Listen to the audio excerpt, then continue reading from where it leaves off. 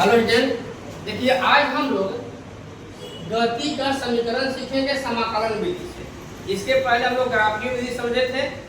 ये समाकलन विधि से गति का समीकरण सीखेंगे। इसके ध्यान दीजिए, मान लीजिए ये हमारा ये सरल रेखीय पथ है। ये क्या है? ये सरल रेखीय पथ है। इस पर कोई वस्तु यहाँ से चलना प्रारंभ करती है। कोई वस्तु यहाँ चलना प्रारंभ करती है तो वस्तु का प्रारंभिक वेग u है। जब यहाँ चलना प्रारंभ करती है उस समय t का मान जो है 0 है। लेकिन कुछ समय के बाद ये वस्तु चलते चलते यहाँ पर आ गई। यहाँ का जो वेग है वो v है और यहाँ से यहाँ तक आने में जो समय लगा वो t लगा। अब इसी बात को हम लोग समाकलन विधि से गति का प्रथम समीकरण सिद्ध करना है। v बराबर u प्लस at। इसी को पूरा वीडियो आप लोग देखिएगा, लाइक कीजिएगा, सब्सक्राइब कीजिएगा, ठीक है। अब देखिए आगे हम लोग इसके बारे में लिखते हैं कि माना कि, ध्यान दीजिएगा, माना कि एक वस्तु अचर त्वरण a के अंतर्गत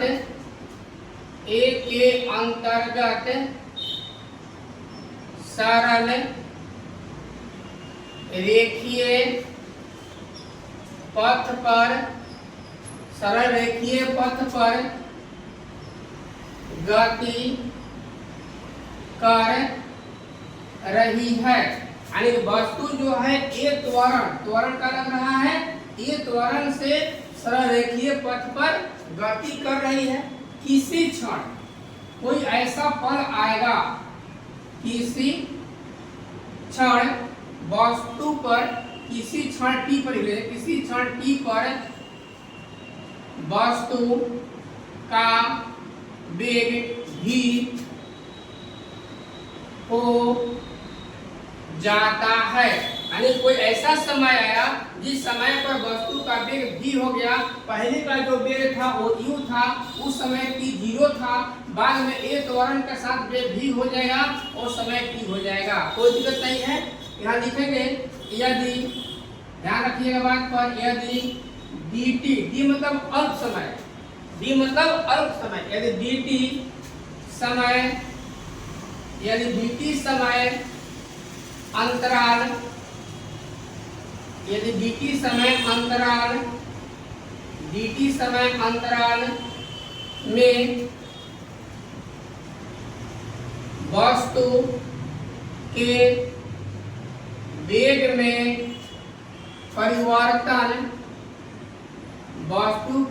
में परिवर्तन, dv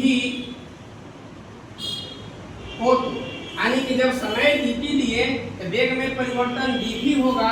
हम लोग जानते हैं फॉर्मूला, ध्यान रखिएगा यहाँ से, कि त्वरण बराबर होता है वेग में परिवर्तन बटा होता है समय अंतराल, वेग में परिवर्तन बटा समय अंतराल। त्वरण को हम लोग a से डिनोट करते हैं। अब वेग में परिवर्तन हो गया dv और समय अंतराल हो गया dt। कोई दिक्कत नहीं है। यहाँ पर नीचे एक मान लेते हैं, पीछे गुना कर देंगे तो dv बराबर हो जाएगा a dt। इसको समीकरण 1 मान लेंगे। यहाँ तक क्लियर हो गया। अब आगे देखिए, यहाँ से अब जो समीकरण 1 माने हैं इसी को समाकलन करें, ठीक ना। यहाँ मान लेते हैं यदि, यहाँ लिख लेते हैं हम लोग, यदि वस्तु का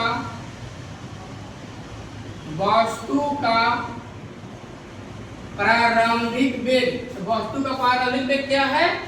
u है। वस्तु का प्रारंभिक वेग u हो तथा t समय के बाद वस्तु का वेग भी हो जाए तो समीकरण 1 का समाकलन करने पर, समीकरण 1 का समाकलन करेंगे कब? यदि वस्तु का प्रारंभिक वेग u है और t समय के बाद वस्तु का वेग v हो जाता है, तो जो समीकरण 1 था उसी को समाकलन करेंगे। तब यहाँ देखिएगा समीकरण 1 पर उतार लेना है। समीकरण 1 क्या हम लोग का है? dv बराबर a dt, ये समाकलन का चिन्ह हो गया, समाकलन का चिन्ह हो गया। और वस्तु का प्रारंभिक वेग क्या है? वस्तु का प्रारंभिक वेग क्या है? u है, तो नीचे यहाँ प्रारंभिक वेग लिखना है, तो प्रारंभिक वेग u हो जाएगा। और अंतिम वेग क्या है? v है, यहाँ अंतिम वेग v लिखना है। ठीक है, बुझा गया। और यहाँ समय चलना है, तो वस्तु जो प्रारंभ में यहाँ पर देखिएगा, जब प्रारंभ में वस्तु का वेग u है उस समय t क्या है? 0 है, यानी कि t यहाँ 0 कर लेंगे। और t समय के बाद वेग v हुआ था, इसलिए यहाँ पर हम लोग t कर लेंगे। बुझा गया? देखिए साफ साफ आप लोग। अब यहाँ देखिए ये जो है निश्चित मान है, अचर त्वरण है, इस समाकलन से बाहर आ जाएगा, यानी कि समाकलन dv यहाँ u और v रहेगा।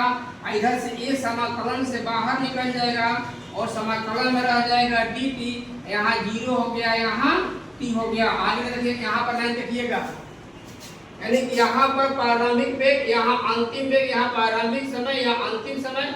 और जो ये त्वरण अचर था उसको बाहर निकाल दिए। अब यहाँ समाकलन का चिन्ह हटाएगा, देखिएगा जब समाकलन का चिन्ह हटाएंगे तो d हट जाएगा, d और समाकलन एक साथ हट जाएगा, यानी कि यहाँ बड़ा पोर्शन आ जाएगा v, यहाँ ऊपर हो जाएगा v और नीचे हो जाएगा u, बराबर ये हो गया a, यहाँ पर हो जाएगा खाली t, क्योंकि d और समाकलन दोनों हट गया। और यहाँ पर हो जाएगा 0, यहाँ पर हो जाएगा t। बुझा गया? अब यहाँ देखिए, यहाँ में समझना है, यहाँ जो पावर है इस पावर में इस पावर से गुना किया जाता है, यानी कि पावर यहाँ 1 है ना, तो 1 में 1 से गुना करेंगे तो 1 होगा, यानी केवल v लिख देंगे। यहाँ बेस वाला चीज माइनस में आ जाएगा और इसमें गुना करेंगे। पावर में कॉस करना, हम सब तब नहीं है, u अभी भी नहीं करना है, v भी नहीं करना है, कॉस करना है। तो यहाँ खाली हमारा u हो जाएगा और a पहले है, और इसमें करेंगे तो t हो जाएगा, और इसमें करेंगे तो 0 हो जाएगा। कोई दिक्कत नहीं ना है। अब यहाँ देखिए अगला कैलकुलेशन देखिएगा कि v माइनस u बराबर, ये दोनों में मल्टीप्लाई करेंगे तो हो जाएगा 8t, और माइनस इसमें करेंगे तो 0 हो जाएगा।